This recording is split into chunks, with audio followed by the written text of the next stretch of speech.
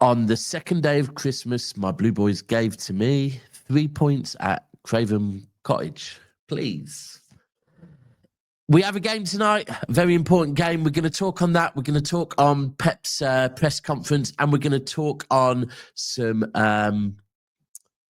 transfer news, which I know you all love. But first, we're going to get into a message from our sponsors. Make sure you go and check out OK Jerseys for your cheap alternative for football shirts that are top tier.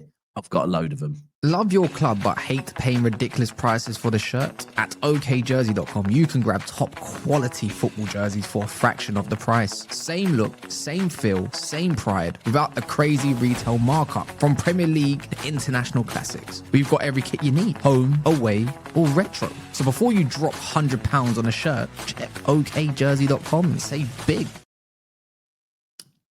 That's it. Make sure you check them out, people. Please. Great replica shirts. 15 quid. Listen, if you can afford to go to the club shop and spend £90 to £100, especially if you've got kids and whatever else, then I salute you and support the club. However, if you do want a cheap alternative, fresh from the factory, make sure you check out OK Jersey down below. They are absolutely top tier quality. And they do old shirts, they do new shirts, they do concept shirts, they do tracksuits. And it's not just Manchester City. You know, if there are European teams you like, internationals, they've got everything over there. So head over there, give them a go. Right, then, let's get this hat off because I'm going to get hot in here. As usual, people, please make sure that you are supporting the channel by one, following us, subscribing to us, 2, liking the video, and 3, most importantly, getting involved. I love to see all your comments. Your comments are all really good, by the way. Top tier comments. A lot of effort put into the comments as well. So please, if you disagree with anything I'm saying, if you've got an opinion on anything I'm saying, get involved in the comments. I will respond to every single one. But right, people, we have a game tonight, a very important game for me, Fulham away. Listen, our last 2 away games, I believe it's the last 2 away games, we've lost against Villa and against Newcastle. 2 tough games. This one, look, every away game is a tough game, but this one may be a little bit more winnable. But for me, if I'm Pep right now, I would have these players kicking themselves at that Newcastle game, because that Newcastle game was a 50-50, either or. Either team could have won that. If we would have won that now, we would be within 2 points of Arsenal, knowing they've got to come to the Etihad. Listen, what we've learned is the season is long, and in the last 3 games, Arsenal have dropped points in 2 of them. If I'm Pep, I'm reminding the players of that. No more for me, I think I said this on the video with Martin. No more watching Arsenal now. We've seen enough. We have seen that Arsenal are a very good team, but that they will drop points. So now we have to focus on ourselves, and we have to turn these frustrating losses, last 2 games, away. And tonight we have to go to Fulham and we have to pick up all 3 points. It is as simple as that. If we lose another away game, 3 away games in a bounce, then, I just have to look at it and think, you know what, we're not going to do it this season. I'm still going to say we're in the title race because mathematically we are, and football's a weird game. But tonight we need a win. This is very important for me to turn that away form around. Starting 11, we know Pep in the press conference has said no Rodri. Hopefully Rodri will be back soon, so I'm guessing Gonzalez will be there. For me, it's interesting because Martin suggested changing Vardiol for Kuzanov. Now, for me personally, if Vardiol says I'm tired, if Vardiol isn't fit or doesn't look match fit in training, then all right, I hear it. Otherwise, I'm keeping Diaz and Vardy as a partnership. Look, I understand that last couple of games maybe not so great, but that partnership's looked good this season overall, and I'd stick with it for now. At the same time, I'm not mad if Kuzanov does come in. Do we see Kuzanov on the right-hand side maybe instead of Nunes? Possibly. I guess there is a chance that Kuzanov could feature. There probably is a chance that Stones might feature today as well. So let's see. There could be a change there. The most important thing for me is I don't want to see a whole team changed, right? if you know what, if Kuznov in for Vardiol because Vardiol's tired, if Stone's in for Vardiol because Vardiol's tired, either or. Kuznov comes in for Nunes. I don't know if Kuznov comes in for Nunes, there's a good chance we're going to have to play Savio or Bob on the right. Don't know how I feel about that. So let's move on. Right. For me, Cherki must be in this team. There's a couple of players that I think I said on the show with Rants yesterday, for me now must be in the team. Obviously, Haaland's one, by the way. So but some important players to me right now. Cherki, I'm sorry, but it's time that Cherki becomes a starter, a regular starter. When he's on the pitch, we move the ball quicker. We look more fluid. I want to see Cherki start today. Now, if Cherki starts today, that's probably going to be in a kind of like false winger role again on the right, which then means Nunes needs to start to get down that side and give us some width. The other player that at the moment I feel has to start every game is Phil Foden. Phil Foden, I think Pep got asked about Phil Foden in his press conference. And that is because Foden's come out and said that he feels like more of a leader now. I feel like what I'm seeing with Foden this season is somebody that he wants it. You know, last season he had a bad season. I think he knows that. The season before that, he's Premier League Player of the Season. I get a feeling when I look at Foden this season that he is going to end up having a season like that season. He wants to be the game changer. He wants to be the difference. He wants to be the leader. So for me, Foden is a must today as well. And the other one for me is Doku. I think we need to let Doku cook, right, Pep? No more, like he had that really good run. Then randomly Pep dropped him. No more dropping of him, please, Pep. If we can find a way, weirdly, to see Doku play in this free role, I'd love to see it. So maybe it's Haaland, Doku, Cherki, and Doku and Cherki are both given free roles. O'Reilly and Nunes have to get down those flanks and really, really hold the width. Better to do at home maybe than away from home. But, I just think Doku looks better when he is given a free role to be all over the place. And him and Cherki just kind of switching about behind Haaland could work, in my opinion. Let's talk about the press conference quickly, in fact. So what Haaland, what Pep went through. So firstly, Foden contract, no news on that, but I've been told that Foden's contract is close. But I think Foden's contract he spoke on Donnarumma.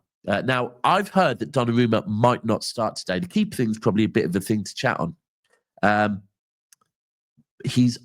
believe he's on 4 yellow cards. If he gets one more, then he would face a suspension. I believe after game week 15, that gets cleared and they start again. So there might be a chance. I have heard that Trafford might start over Gigi. However, the usual City match day graphics have come out today and Donnarumma is on them. Thanks, Man City, for throwing me. Have no idea who's starting in goal. But let's stay on the goalkeeper thing. Transfer news. We have heard that Ortega and Trafford are both interested in a move away from the club in January. And we are hearing that Trafford is saying he was told he was joining as the number one. Now, if he was told he was joining as the number one, what happened to make us get Donnarumma? Was it a case that the opportunity was there, so City went back on their word? Or alternatively, could it be a case that, after looking at him, City decided that maybe they don't think he's ready to be number one just yet? Could it be that? Because things do change. And you could think someone's good enough to be number one, get him through the door, look at him and go, I'm not having him yet. I'm not having him. He's still not ready. Now, the news is that Newcastle are interested on him. I would like to see a loan move. I'll be honest with you. Unless they want to give us Livramento or Tonali. Yeah, I'd just say Livramento or Tonali. If they want to give us Livramento or Tonali, you know what? Maybe we could let Trafford go. Otherwise, I'll be looking to do the Trafford thing on a loan me. But that's one to keep an eye on, just while we're talking on keepers. What else did Pep say? He spoke on Tijani, spoke on the fact that he's shooting inside the box, but currently the net is not bulging. But once it does, hopefully then he will be in a good moment. Pep loves using the term good moment, doesn't he? And he spoke on taking things game to game now, and that, this is an important period of the season, and City must just focus on ourselves at this point. So what else do we have to talk on? Other things that I've seen in the news today. Echeverri. So apparently a couple of Spanish clubs. So anyone that doesn't know, Echeverri's time at Leverkusen has not really gone as planned. Hasn't got much game time. So City aren't really happy with it. I think Echeverri himself isn't happy with it. His agent isn't happy with it. I think ultimately the whole reason for the move was to get game time so that he could get into that Argentina squad. And that hasn't happened. So 2 Spanish teams are looking at him. I believe who was it? There was one other team from South America that are in advanced stages, apparently, of talking with him. And City have not ruled out the options of bringing back Echeverri. Now, I always encourage you to get involved in the comments. What do you lot think to Echeverri? Do you think we loan him out to a team that guarantees him first-team football for the next 6 months? Or do you think where we are right now, what we've seen with Bob, what we've seen with Savio in the first 4 months of the season, do you bring back Echeverri to Manchester City? Now, I would definitely be open to this. The only problem is, would Echeverri be too happy with that? Because we know he wants game time. He wants guaranteed game time. I think that's something that even we can't promise him at the moment. But Echeverri one is one very interesting to keep an eye on. And finally, the final one. Now, this is the important one. It's the role that I think we really need urgently, and that is a more physical midfielder. But with an engine. So Manchester City have made it clear that Elliot Anderson is their number 1 target. Apparently, they're in love with the player. And great news, Elliot Anderson, because we know that the Rags are after him as well, by the way, and a few other clubs. But I know United are very, very heavily linked with him.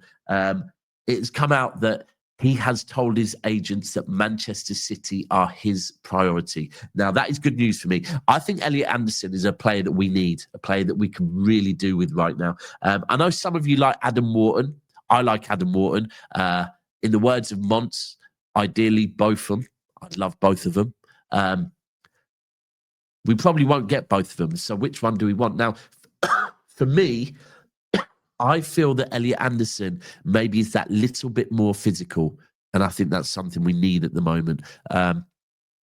Long term, Wharton maybe as a Rodri replacement, a bit more technical.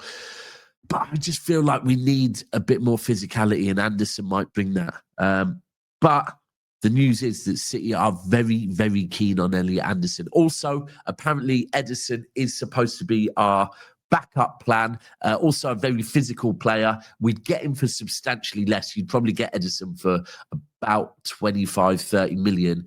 Anderson, I think Forest are looking for about 100 million. So this is an interesting one to keep an eye on. But it is saying that Manchester City, it's linking us heavily with Elliot Anderson. And I could see us making a move for him in January. The other one we're being linked with is Semenyo. Obviously, Liverpool, so being linked with him, and apparently he's an Arsenal fan. But, that is just the transfer rumours. What are your thoughts on Semenyo? I want people's honest thoughts on Semenyo in the comments.